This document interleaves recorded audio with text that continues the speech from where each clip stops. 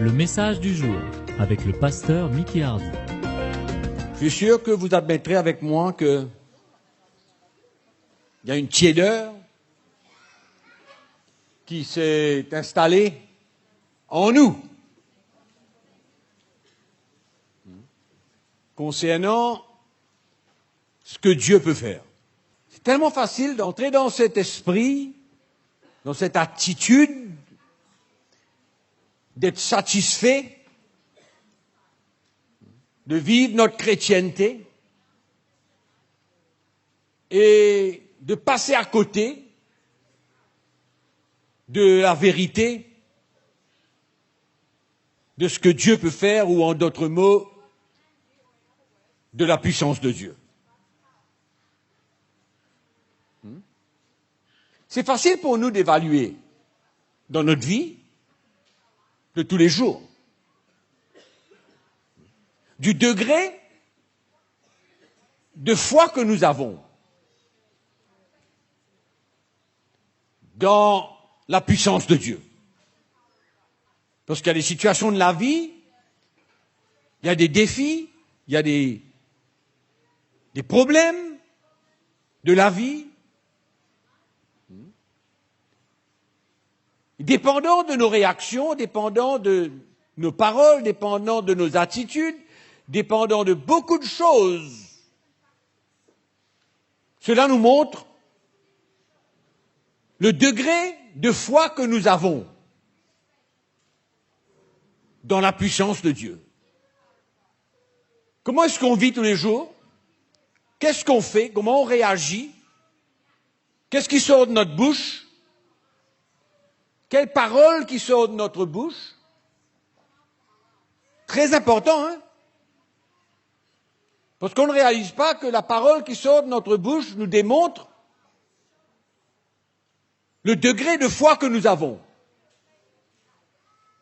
Vous avez déjà pensé à ça? La parole qui sort de notre bouche démontre souvent le degré de foi que nous avons pour faire face aux situations de la vie. Quel degré de foi que nous avons. Et ça va être facile pour nous de voir, de réaliser où nous sommes. Quel est le degré que nous avons? Est-ce que nous croyons que si nous voulons vivre selon notre cœur, la puissance de Dieu va se manifester? Que si nous voulons obéir avec foi Dieu, la puissance de Dieu va se manifester dans notre vie.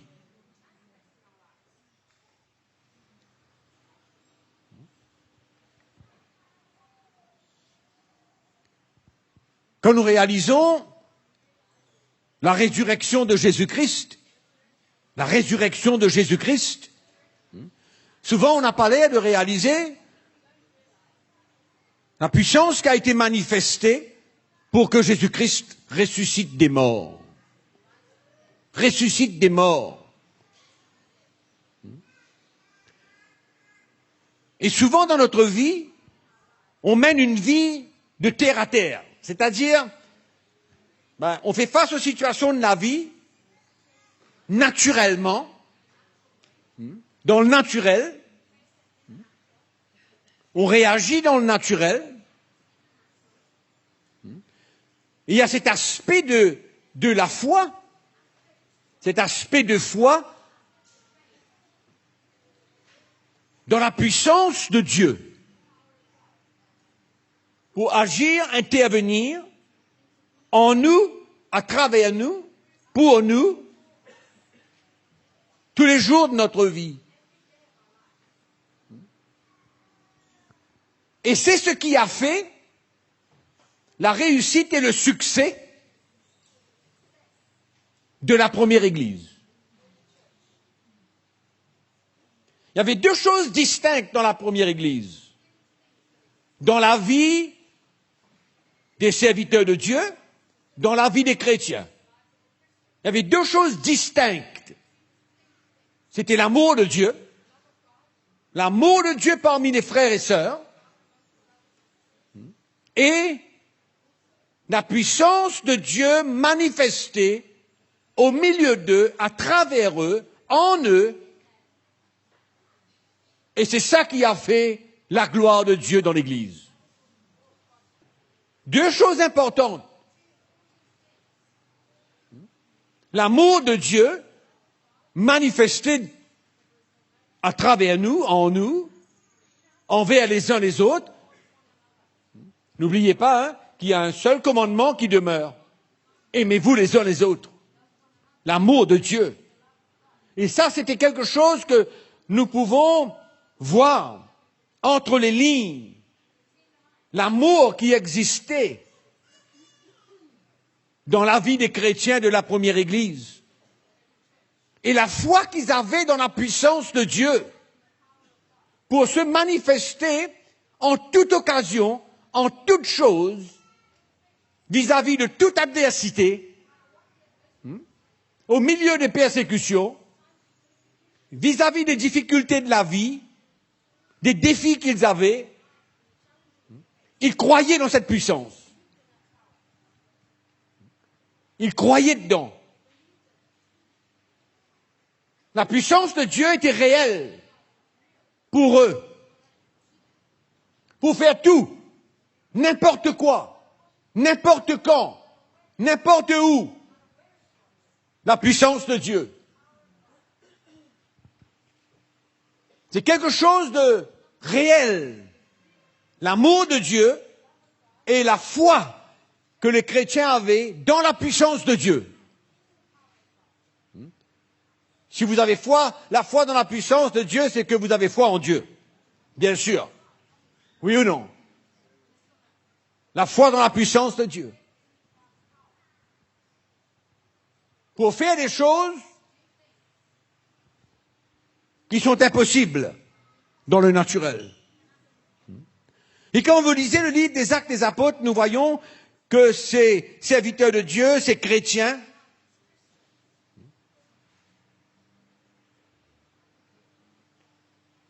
s'aimaient les uns les autres et n'avaient pas peur d'aucune situation.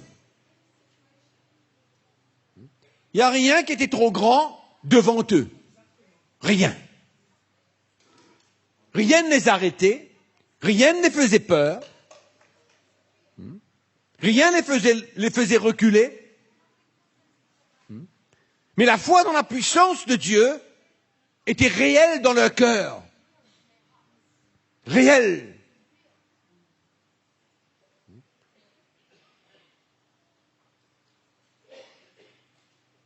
Et quand nous lisons le livre des Actes des Apôtres, c'est évident.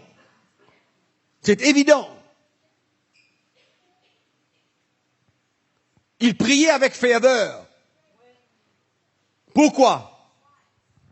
Parce qu'ils croyaient dans la puissance de Dieu. Ils avaient une foi illimitée dans la puissance de Dieu.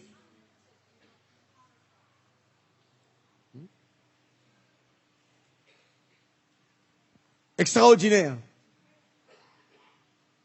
C'est pourquoi je l'ai dit au début, qu'il y a une certaine tiédeur, si je peux m'exprimer ainsi, dans nos cœurs,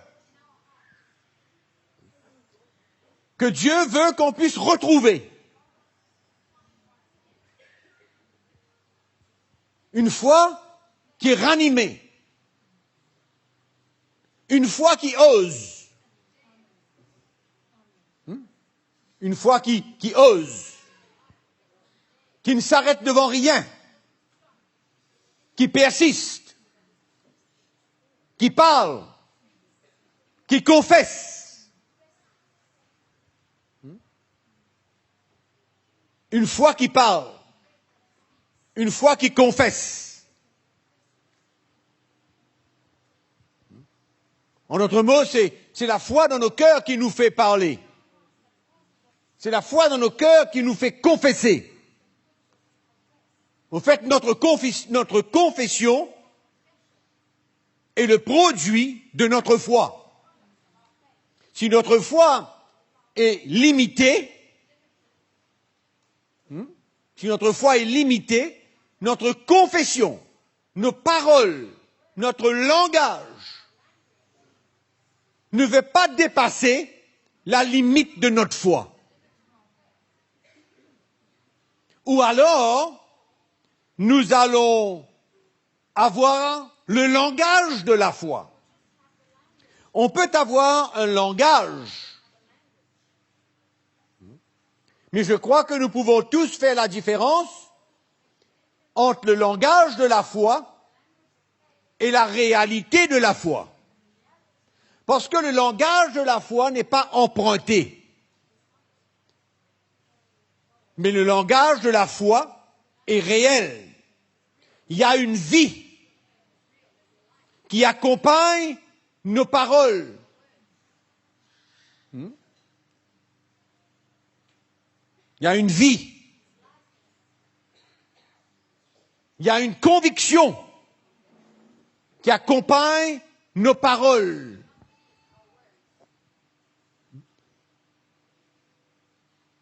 Et nous tous, nous pouvons avoir une idée où nous sommes. Nous tous, nous pouvons avoir une idée où nous sommes. De par la parole qui sort de notre bouche, de par notre confession, de par nos attitudes, de par nos réactions,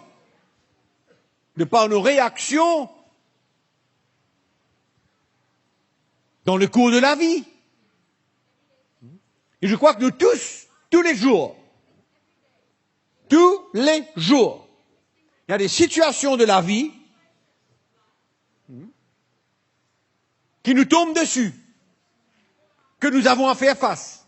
Il y a des défis, non? Des défis.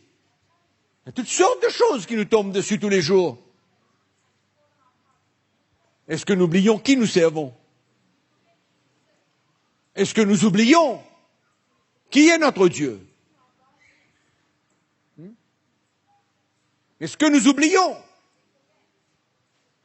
qu'est-ce que Dieu peut faire? Pourquoi je pense et je crois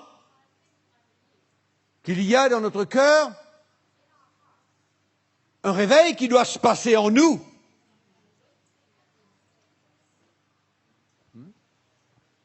Et que nous ne nous limitons pas à nos organisations,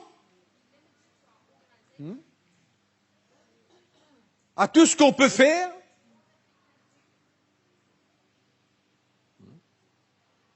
mais qu'on permette à Dieu de créer cette foi en nous où rien ne nous arrête.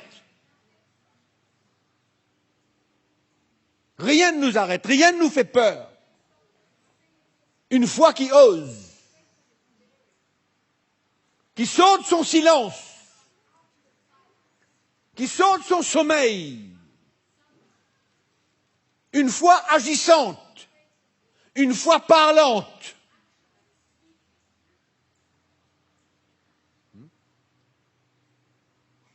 Le langage de la foi. Ce n'est pas un langage où on se donne à simplement confesser des choses, mais le langage de la foi, il est réel. Il est réel. C'est le produit de quelque chose de spirituel en nous, où nous avons saisi, vu, dans notre cœur, une révélation de ce que c'est que la puissance de Dieu illimitée, sans limite, sans limite. La puissance de Dieu sans limite.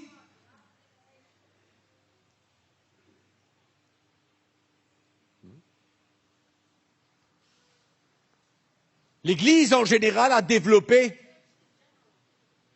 cette attitude, cette tiédeur qui existe aujourd'hui.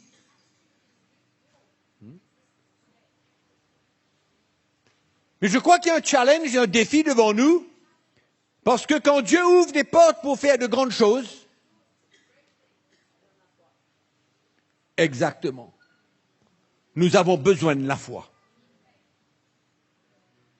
Nous n'allons pas marcher par les circonstances.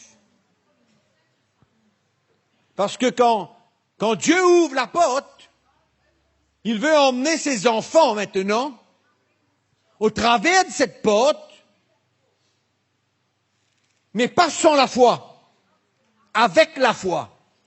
Parce que avec la foi, Dieu accomplira des choses extraordinaires.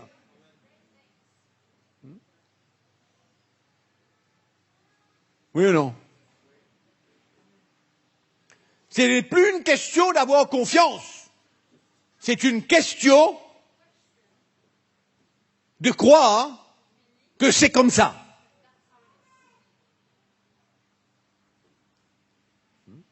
Alors, dans le livre des Éphésiens, au chapitre 1er, nous lisons à partir du verset 15.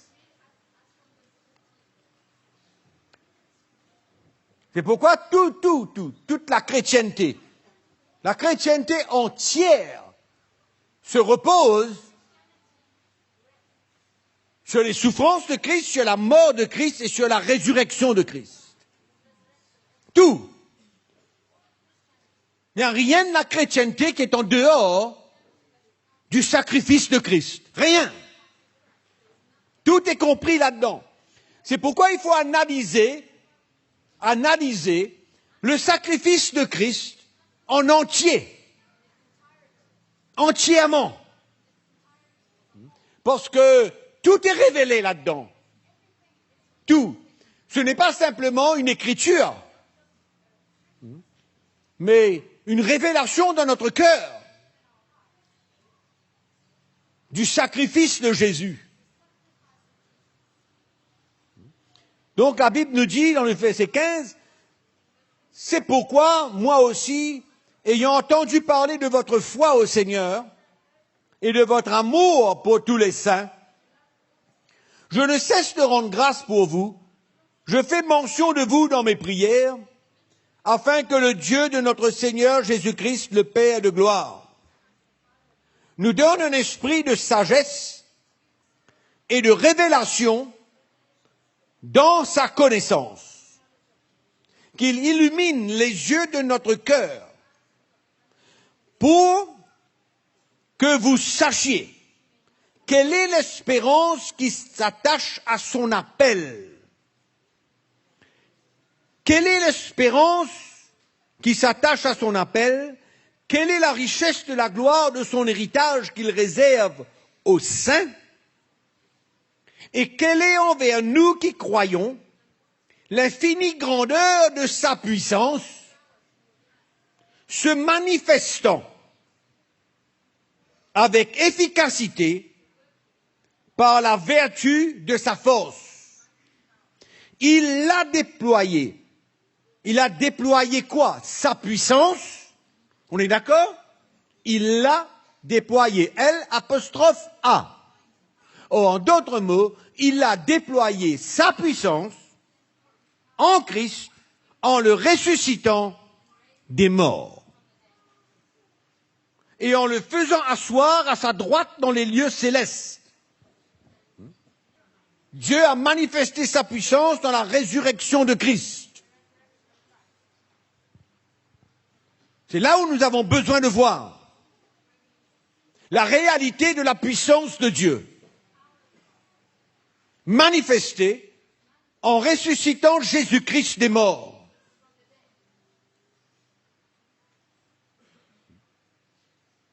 Et notre foi, une partie de notre foi, un élément de notre foi, basé sur la puissance de Dieu pour construire son Église, pour notre vie, pour qu'on puisse le servir,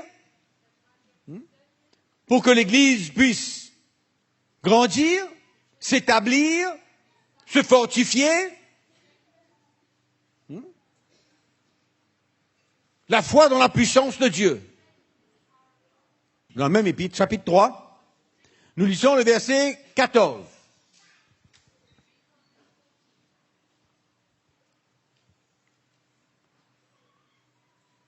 À cause de cela, je fléchis les genoux devant le Père, de qui toute famille dans les cieux et sur la terre tire son nom, afin qu'il vous donne, selon la richesse de sa gloire, d'être puissamment fortifié par son esprit dans l'homme intérieur, en sorte que Christ habite dans vos cœurs par la foi, étant enraciné et fondé dans l'amour. Vous avez vu un peu comment Paul parle de cette foi et de l'amour? Quand il a parlé au verset 15 du chapitre 1er, il a parlé de quoi? De votre foi et de votre amour. Et ici, c'est la même chose. D'être puissamment fortifié par son esprit, dans l'homme intérieur, en sorte que Christ habite dans vos cœurs par la foi, étant enraciné et fondé dans l'amour, que vous puissiez comprendre avec tous les saints quelle est la largeur, la longueur, la profondeur et la hauteur, et connaître l'amour de Christ qui surpasse toute connaissance, en sorte que vous soyez remplis jusqu'à toute la plénitude de Dieu. Or, à celui qui peut faire, par la puissance qui agit en nous, infiniment au-delà de tout ce que nous demandons ou pensons, à lui soit la gloire dans l'Église et en Jésus-Christ, dans toutes les générations, au siècle des siècles. Amen. Qu'est-ce que nous voyons ici? À celui qui peut faire, par la puissance qui agit en vous, par la puissance qui agit en nous, infiniment au-delà de tout ce que nous demandons ou pensons. Infiniment au-delà par sa puissance qui agit en nous. En nous.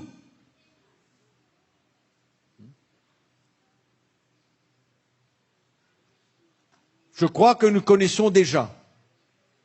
Et nous avons accepté déjà. Et nous croyons déjà dans la puissance de Dieu pour changer nos vies. La puissance du Saint-Esprit qui agit en nous. Non seulement pour changer nos vies, pour nous emmener à maturité, mais en même temps, la puissance de Dieu manifestée dans son plan, dans sa volonté, pour la construction du royaume de Dieu. En d'autres mots, la puissance qui agit en nous, infiniment au-delà de tout ce que nous pouvons demander et penser. Amen. Extraordinaire quand même. Extraordinaire. Hein? D'arriver à vivre comme ça. Dans cet état de cœur et cet état d'esprit.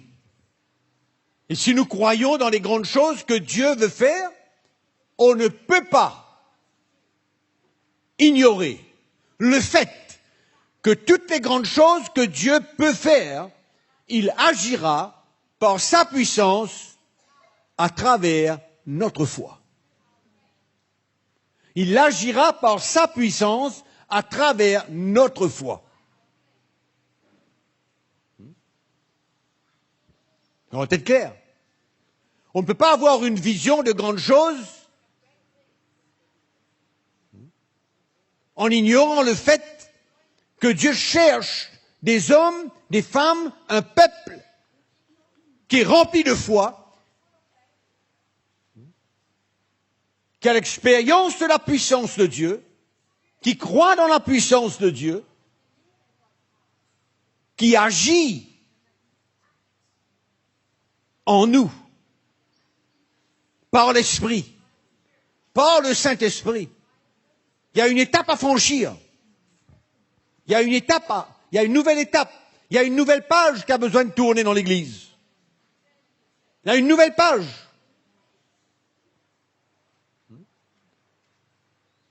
Parce que c'est très facile d'être satisfait de ce que nous avons.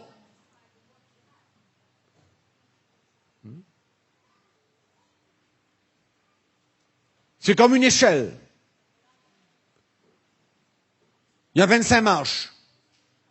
On a commencé à monter, nous sommes arrivés à moitié chemin. On est là, on reste là, on demeure là, on vit là. Mais il faut monter.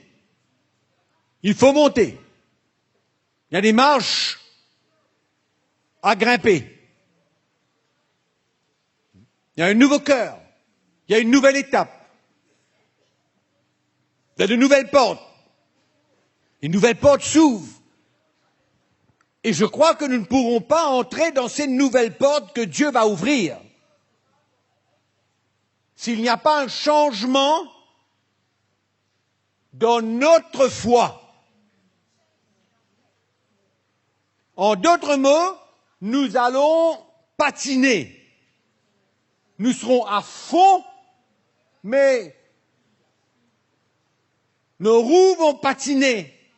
Et vous savez que quand nos roues patinent, on n'avance pas. On fait du surplace.